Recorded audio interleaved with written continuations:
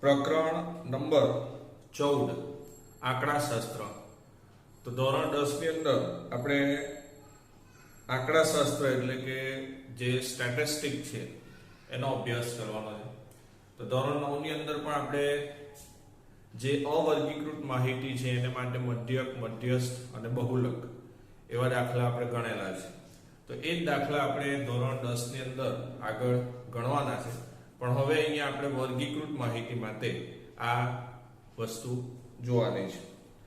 તો અહીંયા આપણે મધ્યક, મધ્યસ્થ અને બહુલક આ ત્રણ દાખલા જ છે, પણ એને માટે આપણે વર્ગીકૃત માહિતી જે છે વર્ગીકૃત માહિતી શું છે તે સમજીએ। તો ધોરણ 9 ની અંદર આપણે તમને યાદ હશે કે વર્ગ, આવૃત્તિ, ચિહ્ન, આવૃત્તિ આ બધું આપણે ભણી ગયા છે। તે જ વસ્તુ ફરીથી પાછી આપણે અહીંયા યાદ કરવી પડશે।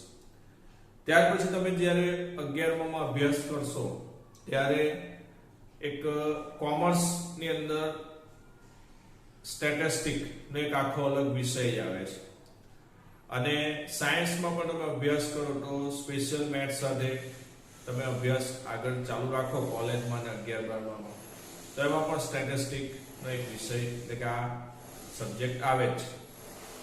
તો અહીંયા આપણે જે સ્ટેટિસ્ટિક ભણવાના છે તો એ નું ખાસ બેઝિક નોલેજ છે, પાયો છે જેને કહેવાય પાયો, એટલે પાયા ઉપર બરાબર તમે ધ્યાન આપજો। એટલે આજે આપણે શરૂઆતમાં જે તમે 9મા ભણી ગયા છો તે પણ સમજાવીશું, અને જે બેઝિક માહિતી છે આની અંદર તે ખાસ તમને મારે સમજાવવાની છે। એટલે આંકડાશાસ્ત્ર જે છે એ આંકડાશાસ્ત્રની અંદર ધોરણ 9માં તમને બધાને યાદ હશે કે આપણે મધ્યક, મધ્યસ્થ અને બહુલક આવા ત્રણ પદ જોયા છે। મધ્યક, મધ્યસ્થ અને બહુલક। તો આ તમને યાદ હશે, મધ્યક માટે આપણે x બાર, મધ્યસ્થ માટે m અને બહુલક માટે z આ એની સંજ્ઞા છે, બરાબર। તો જો તમને થોડું હોય યાદ હોય તો x બાર બરાબર સિગ્મા xi ના છેદમાં m। તો 9મા ધોરણમાં આપણે આવું એક સરેરાશ અથવા મધ્યક શોધવા માટેનું સૂત્ર જોયું। ઓકે, અહીંયા મધ્યક છે કે સરેરાશ છે એ બંને શબ્દ એટલે કે ટર્મ સરખી છે। સિગ્મા xi, તો સિગ્મા xi એટલે જે અવલોકનો છે એ અવલોકનોનો સરવાળો કરવાનો, ત્યાર પછી કુલ અવલોકન કેટલા છે તો એને આપણે n કહીએ છીએ। તો આ તમે 9મા ધોરણમાં x બાર શોધેલો છે, પણ એ અવર્ગીકૃત માહિતી માટે, મીન્સ ધારો કે કોઈક વર્ગ છે એની અંદર 10 વિદ્યાર્થીઓ છે, એ 10 વિદ્યાર્થીના તમને આ રીતના 1 2 3 4 5 એમ માનો કે 5 વિદ્યાર્થી છે। આ 5 વિદ્યાર્થીઓના ગણિત વિષયમાં 20 માંથી આવેલા માર્ક્સ છે, તો આ અવર્ગીકૃત માહિતી છે। તો એનો સરવાળો કરવાનો, છેદમાં અવલોકન કેટલા છે તો કે 5, તો એ 5 લખી દો એટલે જવાબ આવી જશે x બાર, બરાબર। તો આ અવર્ગીકૃત માહિતી માટે આપણે જોયું કે વર્ગીકૃત માહિતી શું છે તો તે સમજીએ આપણે। તો વર્ગીકૃત માહિતીમાં વર્ગ અને આવૃત્તિ આવે છે, એ પણ અમે જોયું છે 9મા ધોરણમાં। આપણે આવૃત્તિ ચિહ્ન દોરતા હતા, એટલે આવી રીતે આવતી હતી 1 2 3 4 અને 5મી એટલે આ રીતના, બરાબર। હા, તો આ 5 ને કેટલા કહેવાય 6, તો અહીંયા આપણે આવૃત્તિમાં શું લખતા હતા 6, પછી એવી 5 લીટી હોય તો અહીંયા આપણે 5 લખતા હતા, યાદ આવ્યું? હા, તો વર્ગની અંદર કેવું છે કે ભાઈ શાળા સ્કૂલની અંદર 50 માર્કની ગણિતની પરીક્ષા લેવાય હોય તો ભાઈ 0 થી 10 માર્ક વચ્ચે કેટલા વિદ્યાર્થી આવ્યા તો કે 6, 10 થી 20 સુધી કેટલા વિદ્યાર્થી આવ્યા તો કે 5, 20 થી 30 માં કેટલા વિદ્યાર્થી આવ્યા તો કે 12, 30 થી 40 માં કેટલા આવ્યા એ કહેવાય 8 ને 40 થી 50 માં કેટલા આવ્યા છે કહેવાય 3 તો અહીંયા આ વર્ગ કહેવાય ને આ એની આવૃત્તિ વિદ્યાર્થીઓની સંખ્યા તો આનો સરવાળો આને fi કહેવાય આવૃત્તિને શું કહેવાય fi બરાબર આ વર્ગ છે આ fi છે તો હવે આપણે જે મધ્યક શોધવાના છે તે આવા દાખલાના મધ્યક શોધવાના છે આવાના મધ્યસ્થ પણ શોધવાના છે અને આવા દાખલા માટે બહુલક પણ શોધવાના છે એટલે 9માં અને 10માં શું ફરક છે એ આટલો જ છે કે 9માં આપણને 1 થી કે ભાઈ 20 ઓવરમાં સચિન તેંડુલકરે મારેલા રન 20 આંકડા આપેલા હતા તો એ અવર્ગીકૃત કહેવાય બરાબર છે તો એ અવર્ગીકૃત માહિતી છે તો એ અવર્ગીકૃત માહિતી માટે આ સૂત્ર છે હવે જે આપણે ગણવાના છે તે વર્ગીકૃત માહિતી એટલે આવી વર્ગવાળી તો એને માટે પાછી 3 રીત છે બરાબર છે હવે એ 3 રીત જે છે એની અંદર પહેલી રીતને આપણે સીધી રીત કહીએ છીએ સીધી રીતે મધ્યક બીજી રીત છે એને ધારેલ મધ્યકની રીત ને ત્રીજી જે છે એ પદ વિચલનની રીત અથવા એને વિચલનની રીતો કહેવાય છે જૂની ચોપડીમાં એને વિચલનની રીત કહેતા હતા હવે એ પદ વિચલનની સ્ટેપ ડેવિએશન મેથડ જેને કહેવાય આ એઝ્યુમ મીન ને આ ડાયરેક્ટ મેથડ છે બરાબર સીધી રીત તો અહીંયા આ જે છે એ 3 અલગ અલગ પદ્ધતિથી આપણે વર્ગીકૃત માહિતીનો શું શોધી શકીએ મધ્યક તો અહીંયા પહેલી વસ્તુ કે 9માં શું છે અલગ ને 10માં શું છે એ પહેલા મેં તમને સમજાવી દીધું બરાબર છે ઓકે હવે આપણે જે આપણું ચેપ્ટર છે એની શરૂઆત કરી તો આપણે જે આ 14મું ચેપ્ટર છે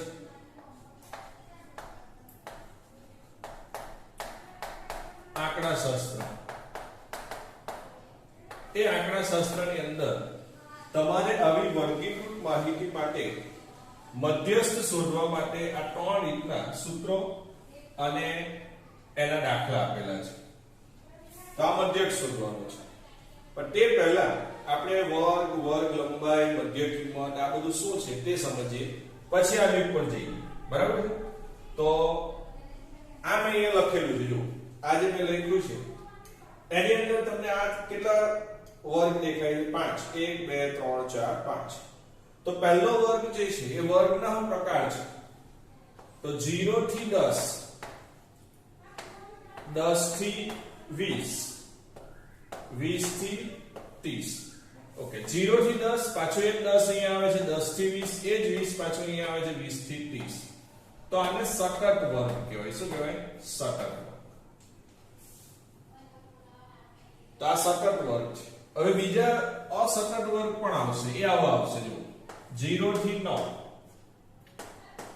10 થી 19 20 થી 29 તો આને અસતત વર્ગ કહેવાય અસતત વર્ગના સતત વર્ગ જે છે એની વચ્ચેનો તફાવત સમજો તો અહીંયા 0 થી 10 છે એ જ 10 પાછો અહીંયા છે અહીંયા 0 થી 9 છે પણ એ 9 અહીંયા નથી અહીંયા 9 અને આ 10 છે એટલે એ એક વધે છે જ્યારે આ જે આંકડો છે તે તમને અહીંયા જોવા મળશે તો અહીંયા આને અસતત વર્ગ કહેવાય ને આ 0 થી 10 10 થી 20 20 થી 30 એને સતત વર્ગ કહેવાય તો વર્ગ આ બે પ્રકારના આવશે બરાબર તો પહેલા આ ખાસ જોઈ લેવાનું બીજી વાત કે આ જે છે ઓકે ધારો કે આમ માની લો કે આ 10 થી 20 આ વર્ગ છે તો એનું જે ઓછું એટલે કે નાનું મૂલ્ય છે વર્ગનું એને અધઃ સીમા બિંદુ કહેવાય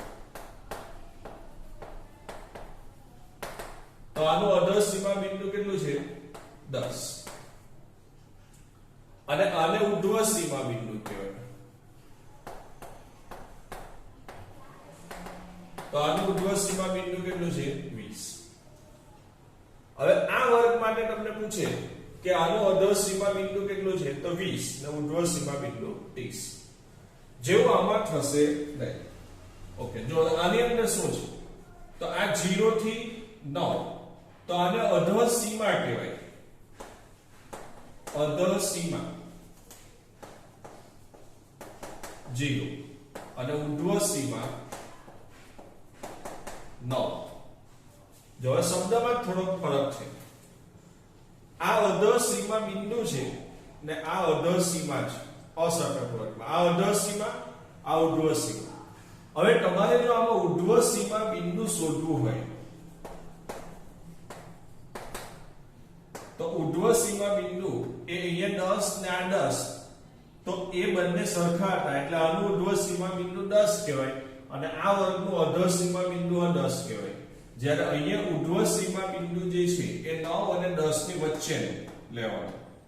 તો 9 અને 10 ની વચ્ચે શું આવે તો એ બંનેનો સરવાળો ભાગ્યા 2 કરો તો 19 ના છેદમાં 2 તો કેટલું થાય 9.5.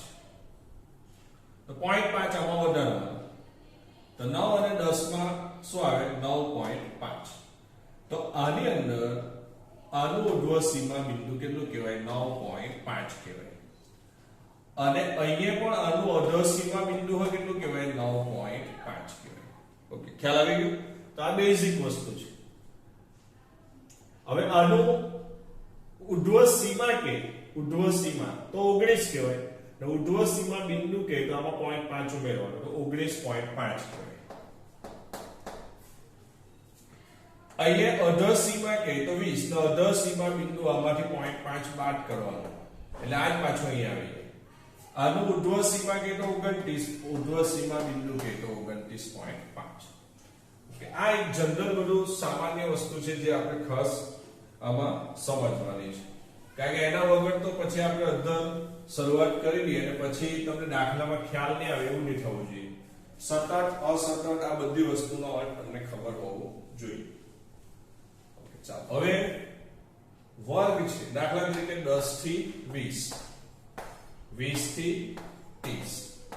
તો વર્ગ લંબાઈ જેને આપણે કહીએ વર્ગ લંબાઈ. તો વર્ગ લંબાઈ જે છે એ વર્ગ લંબાઈ આની અંદર તમારે માપવી હોય તો આમાંથી આ બાદ કરી નાખો એટલે સીધું જ મળી જાય. સતત છે આ. સતત ની અંદર વર્ગ લંબાઈ જોવી હોય તો 10 થી 20. તો 20 માંથી 10 બાદ કરી નાખો એટલે કેટલું થાય 10. તો આ બધા વર્ગની વર્ગ લંબાઈ કેટલી છે 10. અસતત વર્ગમાં તમે બાદ કરશો તો નહીં ચાલશે. જો 9 માંથી 0 જાય તો 9 જવાબ આવે. પણ એવું નથી. અહીંયા તમારે ઉર્ધ્વ સીમા બિંદુ કેટલું લેવું પડશે 19.5. એમાંથી 9.5 બાદ કરવાનો તો એનો જવાબ પણ શું આવશે 10. તો અહીંયા પણ વર્ગ લંબાઈ કેટલી છે 10. તમે 19 માંથી 10 બાદ કરશો તો 9 જવાબ આવશે. ખ્યાલ આવ્યો? પણ અહીંયા અસતત છે એટલે આનું ઉર્ધ્વ સીમા બિંદુ 19.5 કહેવાય, આનું 9.5. તો 19.5 માંથી 9.5 બાદ કરો તો આની વર્ગ લંબાઈ પણ કેટલી થશે 10. તો આ એક વસ્તુનું ધ્યાન રાખવાનું વર્ગ લંબાઈ. ત્યાર પછી વર્ગની મધ્ય કિંમત. તે બંનેની મધ્ય કિંમત આપણે સમજી લઈએ. તો કે 10 થી 20 એની મધ્ય કિંમત તમારે દરેક દાખલામાં શોધવાની આવશે જેને આપણે xi કહીએ છીએ. બરાબર છે? તો મધ્ય કિંમત જે છે મધ્ય કિંમત શોધવા માટેનું સૂત્ર છે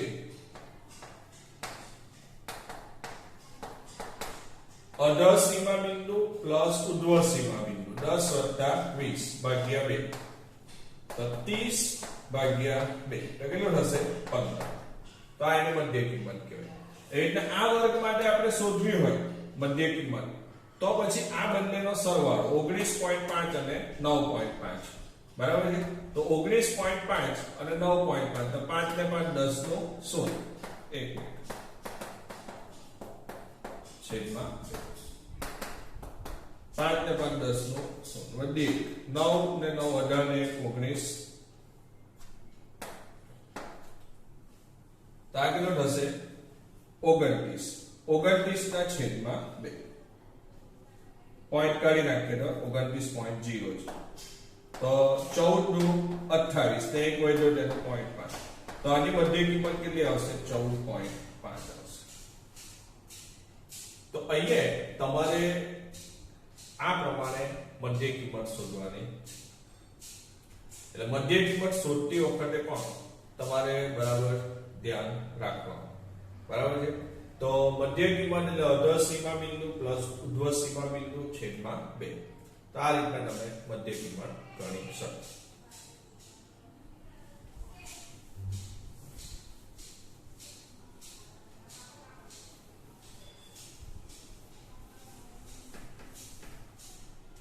તો દાખલાની અંદર શરૂઆતમાં તમારે આટલી વસ્તુની ખાસ જરૂર પડશે. ત્યાર પછીની ત્રણ રીત છે: સીધી રીત, ધારેલા મધ્યકની રીત અને પદ વિચલનની રીત. એ આપણે ત્યાર પછી ના વિડિયોની અંદર શરૂઆત કરીશું. અને સ્વાધ્યાય 14.1 ની શરૂઆત ત્યાર પછી કરીએ.